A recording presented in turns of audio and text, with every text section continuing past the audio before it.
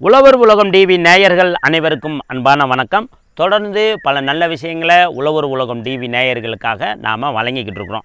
அந்த வகையில் என்னென்னா, நீங்கள் வித்தியாசமாக பார்க்கலாம், என்ன ஐயா கோட்டு சூட்டு போட்டிருக்கிறாரு அப்படின்லாம் நீங்கள் நினைக்க வேண்டாம். இன்றைக்கி பெருமாநல்லூரில் வந்து நம்ம ஹைலாண்ட் ஹெல்த் கேர் சென்டருடைய ஸ்டாக் பாயிண்ட் 2 அப்படிங்கிறது ஓப்பன் பண்ணியிருக்கிறோம். நாம் தான் வந்து இன்றைக்கி திறந்து வச்சோம். அவர் பேர் வந்து அருள் வந்து பாதை சிகிச்சை மையம் அப்படின்னு சொல்லி நம்ம பெருமாநல்லூரில் ஆரம்பிச்சிருக்கிறாரு. அங்கே வந்து அவருக்கு நம்மளுடைய ஹைலாண்ட் ஹெல்த் கேர் மூலமாக நம்மளுடைய இதயத்துக்கு தேவையானது, கேன்சருக்கு தேவையானது, மது போதைக்கு அடிமையாக இருக்கிறவங்களுக்கு தேவையான மருந்து மற்றும் முழங்கால் வலி, முட்டு வலி, மாதவிடாய் பிரச்சனை, இப்படி அனைத்து விதமான பிரச்சனைகளுக்கும் ஊட்டச்சத்து மிகுந்த, அதாவது ஃபுட் சப்ளிமெண்ட்டுன்னு சொல்லுவாங்க, துணை உணவு அப்படின்னு சொல்லுவாங்க. உணவே மருந்துங்கிற காலகட்டத்தில் நாம் இருக்கிறோம் இல்லைங்களா? அதனால் வந்து அதனுடைய ஹைலாண்ட் ஹெல்த் கேர் சென்டரினுடைய திறப்பு விழாவில் அந்த தம்பி வந்து நீங்கள் தான் திறந்து வைக்கணும்னு கேட்டார். சரி, குழந்தைகள் விருப்பப்படுறாங்க அப்படின்னு சொல்லி எளிய முறையில் ஒரு பூஜை செய்கிறதுக்காக இந்த மாதிரி ஒரு காஸ்டியூமில் வந்தோம். அதே காஸ்டியூமில் உங்களையும் சந்திக்கிறோம். நீங்கள் கமெண்ட்லலாம் வந்து என்னைய நீங்கள் கிண்டல் பண்ண வேண்டாம். ஓகே. என்ன அப்படின்னா, கோடைகால உணவுகள்.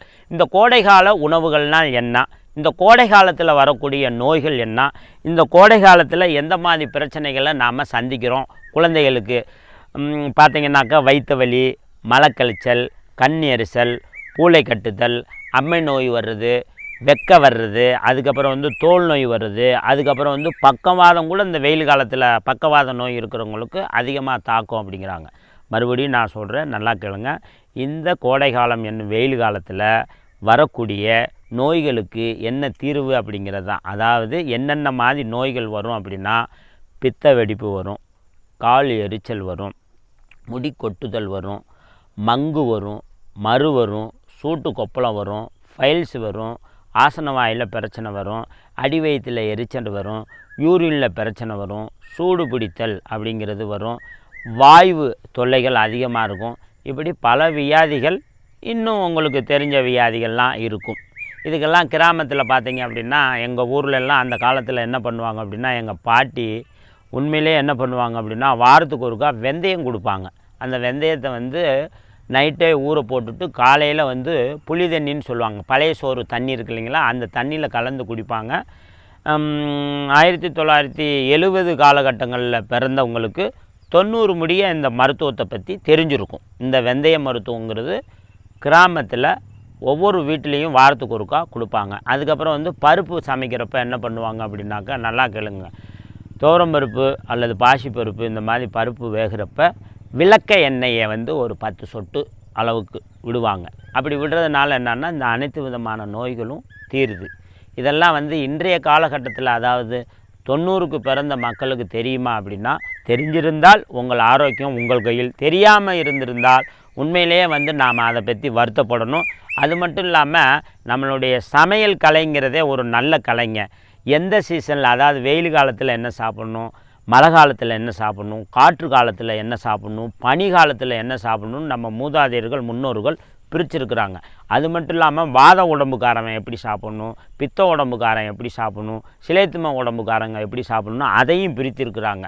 அந்தந்த காலகட்டத்தில் என்னென்ன மாதிரி உணவுகள் வரும், என்னென்ன நோய்களை தீர்க்கும் அப்படின்னு. இது போன்ற ஒரு நல்ல விஷயத்துக்கு மக்கள் ரொம்ப நாளாக கேட்குறாங்க. விரைவில் வந்து எங்களுடைய ஹைலாண்ட் ஹெல்த் கேர் மூலமாக ஒரு நாள் பயிற்சி, ஆரோக்கியம் கருதி நீங்கள் எப்படி சமைக்கணும், நோய் இல்லாமல் எப்படி வாழணும், என்னென்ன கிழமை என்னென்ன கீரைகள் சமைக்கணும், என்னென்ன காய்கறிகள், ஒவ்வொரு கிழமைக்கு உண்டான காய்கறிகள், தானியங்கள் என்ன அப்படிங்கிறதெல்லாம் நீங்கள் தெரிஞ்சுக்கிட்டீங்கன்னு வச்சுக்கோங்களேன், கண்டிப்பாக உங்களுடைய வாழ்க்கை வந்து நோய் இல்லாமல் வாழும். என்னுடைய வாட்ஸ்அப் நம்பருக்கு இந்த ஒரு நாள் ஹைலாண்ட் ஹெல்த் கேர் பயிற்சியில் நீங்கள் கலந்துக்கணும் அப்படின்னாக்கா, கண்டிப்பாக வந்து நீங்கள் வந்து என்னை வந்து பதிவு பண்ணி வச்சுட்டிங்கனாக்கா, என்கிட்ட உங்கள் பேரெல்லாம் சொல்லிட்டிங்கன்னா நடக்கும். இது அதிகமாக எங்கே நடக்கும் அப்படின்னா, கோயம்புத்தூரில் நடக்கும், அல்லது கொல்லிமலை அடிவாரத்தில் நடக்கும். ஏதாவது ஒரு ஹில்ஸுக்கு கீழே தான் இந்த பயிற்சியை வந்து நம்ம கொடுப்போம். காலையில் வந்துட்டு சாயங்காலம் போயிடலாம், காலையில் ஆரம்பிக்கும். ஓகே, இப்போ நம்ம அந்த மாதிரி உங்களுக்கு, அதாவது உணவே மருந்துங்கிற கான்செப்டில் நீங்கள் பயிற்சி எடுக்கணும்னால் மட்டும் என்னை தொடர்பு கொண்டு பதிவு பண்ணி வச்சுட்டிங்கன்னா உங்களுக்கு நாம் சொல்லி கொடுத்துருவோம். என்னென்ன சமைக்கணும், எப்படி சமைக்கணும், என்னென்ன தானியம், என்னென்ன மருத்துவ குணம், என்னென்ன நோய்களுக்கு எப்படி, அதாவது உங்கள் ஃபேமிலி லெவலில் நீங்கள் ஒரு ஹெல்த் அட்வைசராக இருந்து ஆரோக்கியமாக உங்கள் குடும்பத்தை காப்பாற்றிக்கலாம். இப்போ என்ன அப்படின்னு சொல்லி கேட்டிங்க அப்படின்னாக்கா, இத்தனை விதமான நோய்களுக்கு என்ன மாதிரி சாப்பிடணும் அப்படின்னா, நல்லா கேளுங்க. கரும்பு சாறு, மோர், தர்பூசணி, சப்போட்டா பழம், கருப்பு திராட்சை, ஆரஞ்சு ஜூஸு, அத்திப்பழ ஜூஸு, அதுக்கப்புறம் முலாம்பழ ஜூஸு, கேரட்டு ஜூஸு, பேரிச்சம்பழ ஜூஸு, புதினா ஜூஸு, கருவேப்பில்லை ஜூஸு, சோத்துக்கத்தாழை, இளநீர், பதநீர், நொங்கு, இவ்வளவு தாங்க மருந்து. இது எல்லாம் ஒட்டுக்க நீங்கள் சாப்பிடணுமா அப்படியெல்லாம் இல்லைங்க. ஏதாவது ஒரு நாள், எப்படிங்க, ஏதாவது ஒரு நாள் ஏதாவது ஒரு பழம் எடுங்க, ஏதாவது ஒரு கீரை எடுங்க, ஏதாவது ஒரு ஜூஸ் எடுங்க. இதை தொடர்ந்து நீங்கள் எடுக்க என்ன ஆகும் அப்படின்னா, உங்கள் அடிவயிறு இந்த அசுத்த தேகம் சுத்த தேகமாக மாறும். நல்ல முறையில் மலம் போகும், நல்ல முறையில் தூக்கம் வரும், நல்ல முறையில் உடல் ஆரோக்கியம் வரும், ஸ்கின் டிசீஸ் வராது, முடி கொட்டுதல் வராது, மங்குமரு வராது, பருக்கள் வராது, அடிவயிற்றில் எரிச்சல் வராது, ஆசன வாயில் பிரச்சனை வராது, பித்த வெடிப்பு வராது, குதிகால் எரிச்சல் வராது. இந்த பக்கவாதத்தால் பாதிக்கப்பட்டவங்களுக்கு வெயில் காலத்தில் அதிகமாக பாதிக்கும் அப்படின்னு ஒரு சர்வே சொல்லுது. அந்த மாதிரி நோய்களும் வராது. ஆக மொத்தத்தில் நாம் என்ன சொல்கிறோம்னா, கோடை காலத்துக்கு ஏற்ற உணவுகள் என்ன அப்படின்னு ஒவ்வொன்றும் நீங்கள் தேர்ந்தெடுத்து, இப்போ நான் சொன்னதில் ஏதேனும் ஒன்று சாப்பிடுங்க.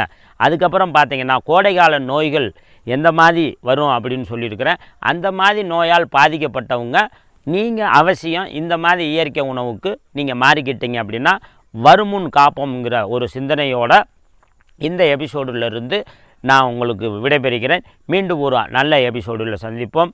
உணவே மருந்து, மருந்தே உணவு அப்படிங்கிறத என்றைக்கு நாம் மறக்கக்கூடாது.